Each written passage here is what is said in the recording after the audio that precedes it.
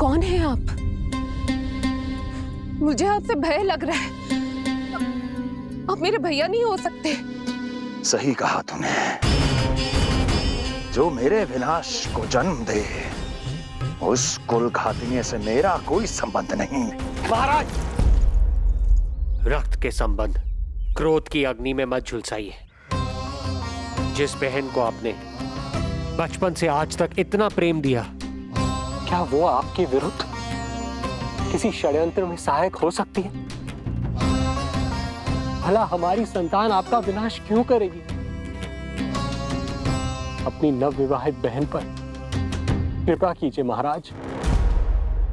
अपने पुरुषार्थ से आपने कितने असुरों को युद्ध में पराजित किया है। आज वो सब दरबारी बनकर आपकी सेवा करते हैं। ये महापराक्रमी कंस, यदि वो मायावी असुर आपको हानि नहीं पहुंचा पाए, तो ये आपकी बहन आपका क्या बिगाड़ सकती है? दया कीजिए महाराज, दया कीजिए। आप बीच में मत पड़िए कुंवर जी। सुना नहीं क्या? इसकी 8वीं संतान मेरा वध करेगी। जब मां ही नहीं बचेगी, तो 8वीं संतान के जन्म का तो प्रश्न ही नहीं उठता। यदि ऐसा है तो आप मुझे मार दीजिए। जब मैं ही जीवित नहीं रहूंगा, तो देवकी की संतान होने की संभावना ही समाप्त हो जाएगी। अपने बहनोई की हत्या का पाप मैं नहीं कर सकता। और बहन की हत्या का पाप कर सकते हैं? जिसे जीवन भर प्रेम दिया है, उसके प्राण लेने का अधिकार है मुझे। प्रिय भैया, यदि आपको इस विषय में इतना संदेह है, तो आप हमारी 8वीं संतान के प्राण ले लीजिएगा। बल्कि 8वीं संतान ही क्यों, उसका जन्म होने तक हमारी सभी संतानों का वध आप स्वयं अपने हाथों से कर लीजिए। स्वामी! हे मथुराधिपति, मेरी पत्नी को प्राण दान दे दीजिए। मैं महाराज शूरसेन का पुत्र वसुदेव आपको वचन देता हूं, अपनी 8 संतानों को जन्म लेते ही स्वयं आपके सामने प्रस्तुत करूंगा। अपनी 8 संतानों को जन्म लेते ही स्वयं आपके सामने प्रस्तुत करूंगा।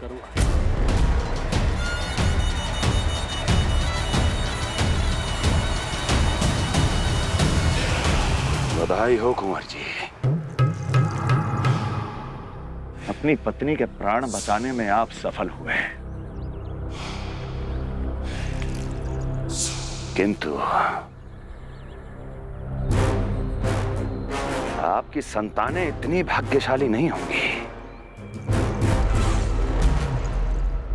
वचन स्मरण रहे।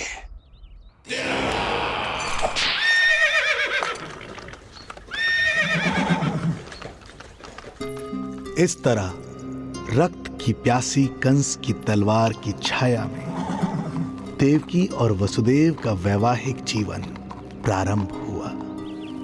जब कंस की निर्ममता और वसुदेव के वचन का ये दुखद समाचार गोकुल पहुंचा, तो हे नारायण, अर्थात राजा वसुदेव यदि कंस के सामने गिड़गिड़ाते नहीं तो रानी देवकी के प्राण चले जाते। हाँ नंदराज, और अब वो दोनों कंस के महल में हैं, किंतु वो महल भी उनके लिए किसी बंदी गृह से कम नहीं है।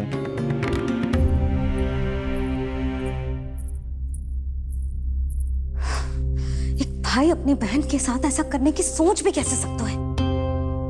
मेरा बस चले तो उस दुष्ट कंस को मटके में डाल के ऐसे घोंट के रख दूं, जैसे मलाई घोट के माखन निकाला जाता है।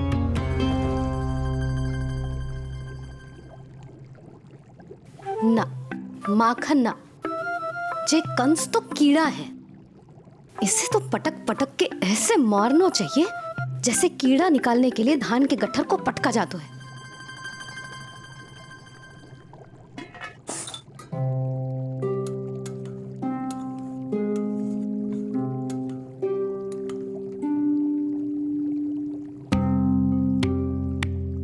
किंतु जब रोहिणी जिज्जी को पता चलेगा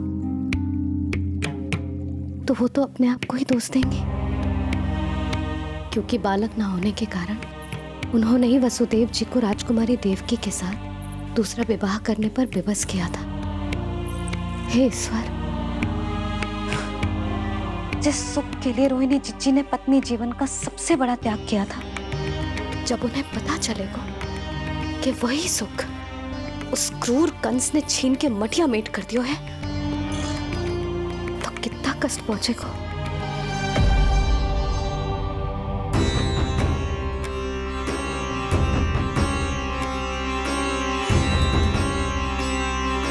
रोहिणी जीजी,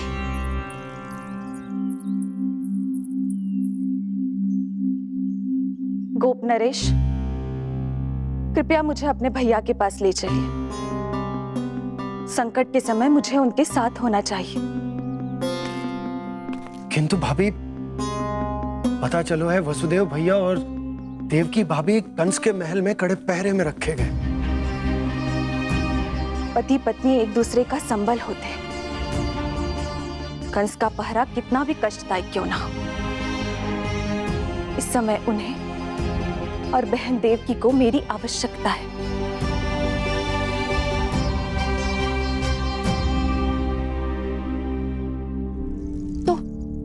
चलिए यहां से भाग चलते हैं, कहीं ऐसे स्थान पर जहां भैया की छाया भी हम पर ना पड़ सके। नहीं प्रिय, कंस के गुप्तचरों की दृष्टि हम पर अवश्य होगी, और मैं ऐसा कोई कार्य नहीं कर सकता जिससे तुम्हारे जीवन पर कोई संकट आए। और मैंने उन्हें अपनी सभी संतानों को सौंपने का वचन भी दिया है। अपना वचन मेरे लिए प्राणों से भी अधिक महत्वपूर्ण है देवकी।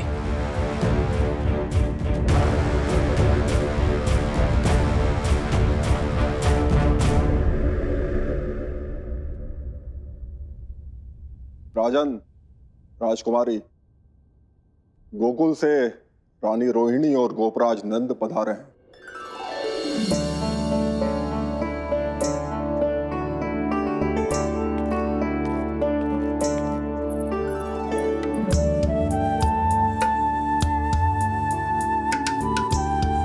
स्वामी,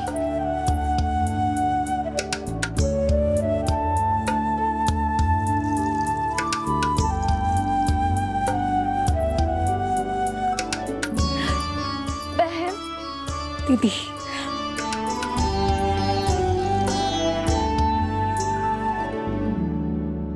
भाई नंद, जो आप हमारे लिए कर रहे हैं उसके लिए धन्यवाद शब्द बहुत छोटा है। मैं अपने भाग्य को स्वीकार कर चुका हूं। यदि यही श्री नारायण की इच्छा है तो यही सही।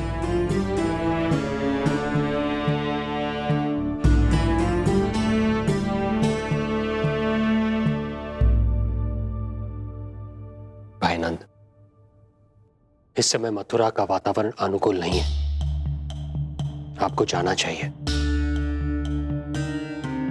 यशोदा भाभी भी चिंतित हो रही होंगी, उनसे कहिएगा हम यहां सुरक्षित हैं अभी तक।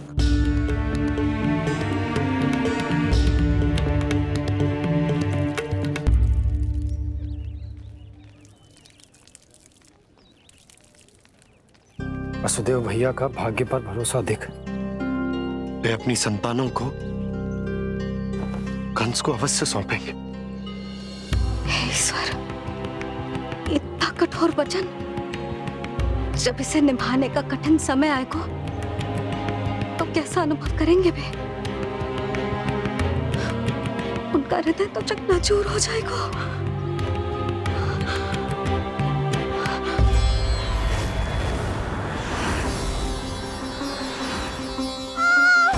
सब्र करो, सब ठीक हो जाएगा।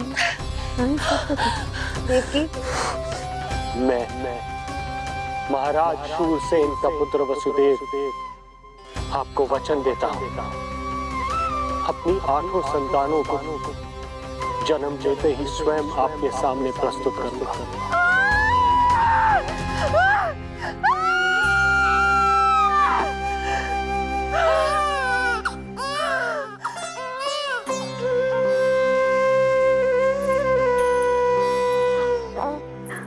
बधाई हो स्वामी, आपको पुत्र रत्न प्राप्त हुआ है।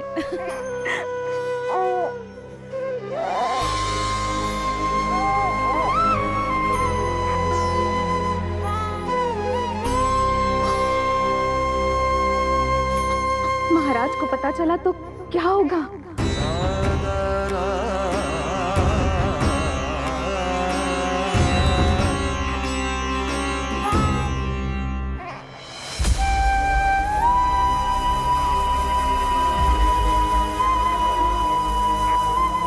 अपने पुत्र को इन हाथों में थामना।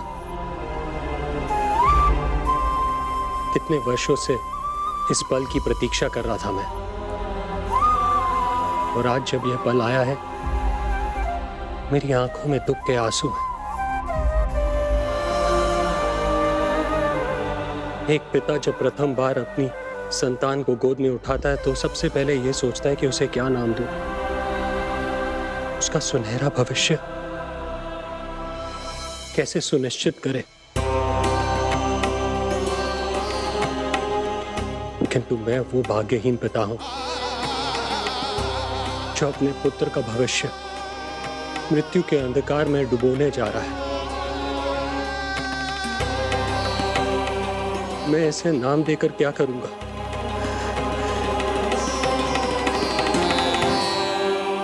क्या आपके वचन का महत्व आपके पुत्र के प्राणों से अधिक है स्वामी?